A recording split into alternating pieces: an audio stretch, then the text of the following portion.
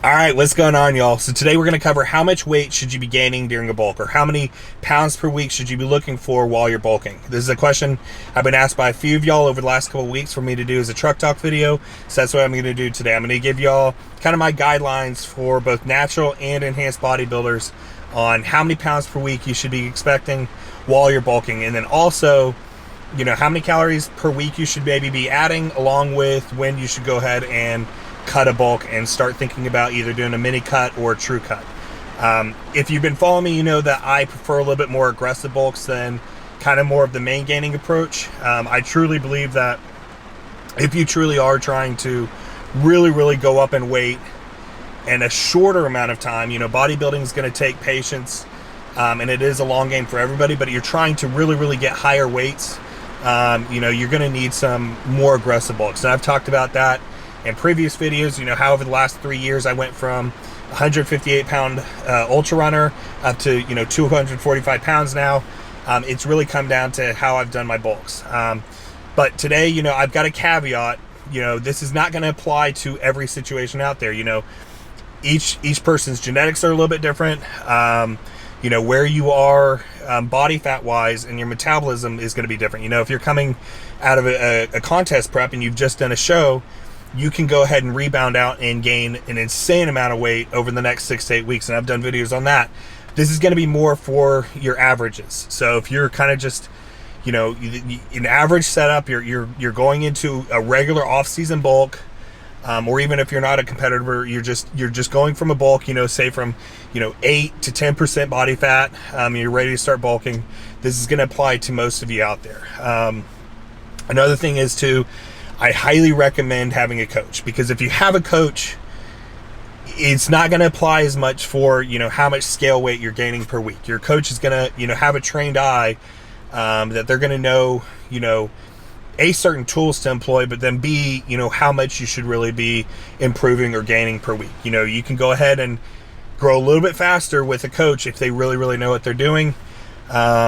And also too, you know, a lot of times you'll be able to stay leaner doing that. But for those of you out there that don't have a coach, this video is going to really help out. So first off, for those of you who are natural out there, so for those of you who are natural, you got to keep in mind, you don't have a cycle in place. So you don't really have a time constraint that people using steroids are going to have. And I'm going to talk about that for my enhanced bodybuilders in a second. But for those of you who are natural, you don't really have a time limit. So, you know, you don't have a 16-week cycle that you're really kind of running against. So with this, you can do a little bit more of the main gaining approach. And I also don't believe you should really aggressively bulk as a natural bodybuilder. You're going to put on a lot of body fat really fast if you do. That's where on the scale, I would be looking for anywhere from half a pound to a pound gained per week. Sometimes even less. You know, if you're progressing in the gym with your lifts, and then in the mirror you can tell that you're really gaining muscle. Another thing you can go ahead and track to, whether you're natural or enhanced, is take the circumference of your muscles. So go ahead and measure your different body parts. And if you're going ahead and doing check-in pictures, that's the biggest thing I would go ahead and advise any of you out there. Don't just use the scale. Use the scale plus weekly check-in pictures. Choose a day of the week that, you know, you wake up, you go to the bathroom, you weigh yourself, and then you go out to the same spot every week and take check-in pictures, just as if you were, you know, a bodybuilding competitor. You're going to be able to compare those week to week. So even if you're not gaining scale weight, but you can see visual improvements, go ahead and stick there. Once you go ahead and you plateau out in the gym, so your lifts just aren't going up and you've plateaued out, that's when you go ahead and bump your calories. Now, you know, a lot of people out there that like the main gaining approach and only will go ahead and bump calories by, say, 50 or 100 in surplus.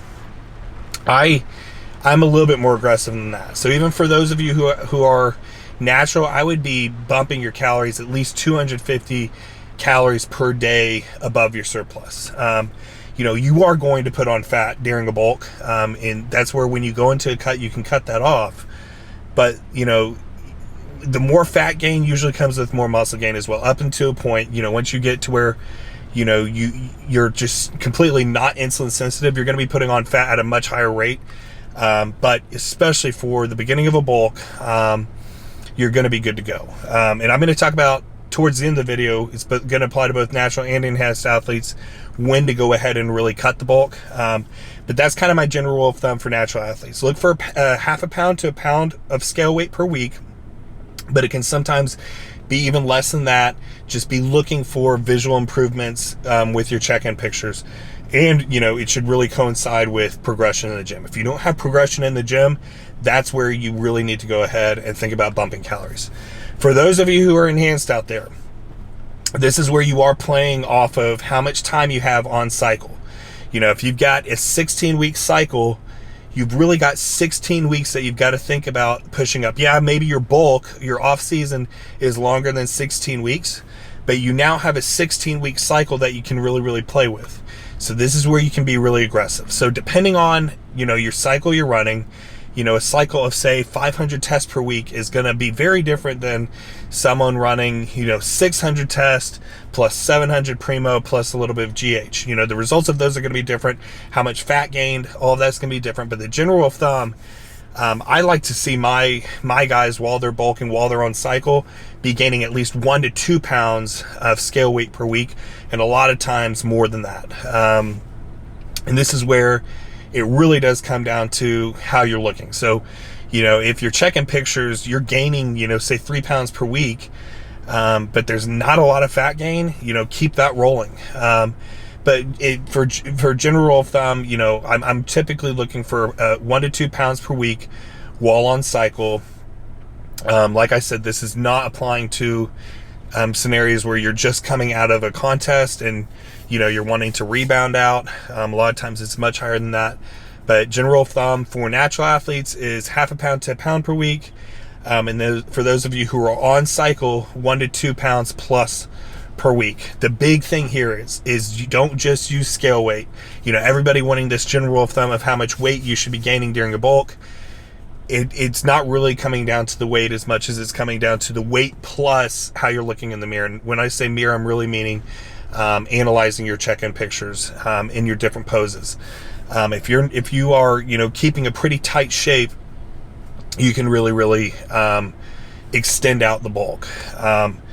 And that's the big point too, is over a off-season period, you might be able to gain, say, 35 pounds. Not all of that is going to be muscle, obviously, but you might be able to gain 35 pounds in an off-season, and then that's what's really going to push up your stage weight. Your new level when you cut down is going to be a lot more. So now my rule of thumb for adding calories per week, once you plateau in the gym, while on cycle, I like bumping, calories, at least 500 calories per day more. When you've stalled out in the gym, the scale weight has stalled out, we're not seeing any more progression.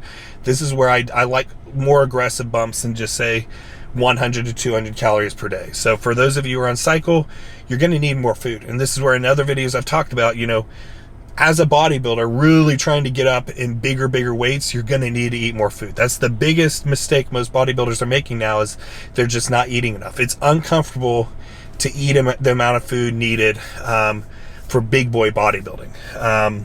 So bump it up by 500 calories. When to cut the bulk. This is going to be a little bit harder for natural athletes, because a lot of times natural athletes have a little bit more padding. But especially for those of you who are enhanced, whenever you completely lose your abs, whenever the lines are completely gone, that's when it's really time to think about doing at least a mini cut to shed some of that body fat, get more insulin sensitive, or do a full true 8 to 16 week cut.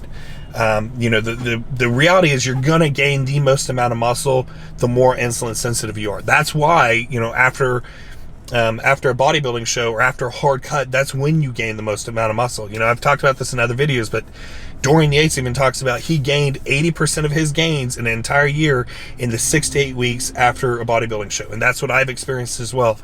The more insulin sensitive you are, the more muscle you're going to gain. So the fatter you get, usually that's going to come with decreased insulin sensitivity. You're just going to be putting on fat at a higher rate and muscle at a slower rate. So my general rule of thumb is once my abs have blurred, that's then when I cut. I don't ever get to the point that I completely lose my six pack. And that's where you'll see me, even deep in my off season, I still have some abs. And that's just my general rule of thumb, and what I also do with my athletes, my clients. But this is kind of just general rules of thumb for you guys out there that are wanting to bulk and bulk a little bit more on the aggressive end. I don't agree with dirty bulking. Not to say you don't have cheat meals. You know, the off season is time to enjoy food, but you should be having most of your meals being clean. You know, you should be really, really fueling your body with clean food, and this is where you'll have a better bulk. One, you'll stay leaner longer, which will keep you more insulin sensitive. You'll have a longer, better bulk in off season, and two, you will have better results from it. You'll just stay more insulin sensitive. So keep it clean food, still enjoy a few cheat meals here and there, but you guys will have a great bulk if you follow these general rules of thumb. And if you can afford to invest in a coach will take you so much further, so much faster. That's one of the things I wish I invested in a coach a lot sooner. So if you are interested in that, I am accepting more clients right now.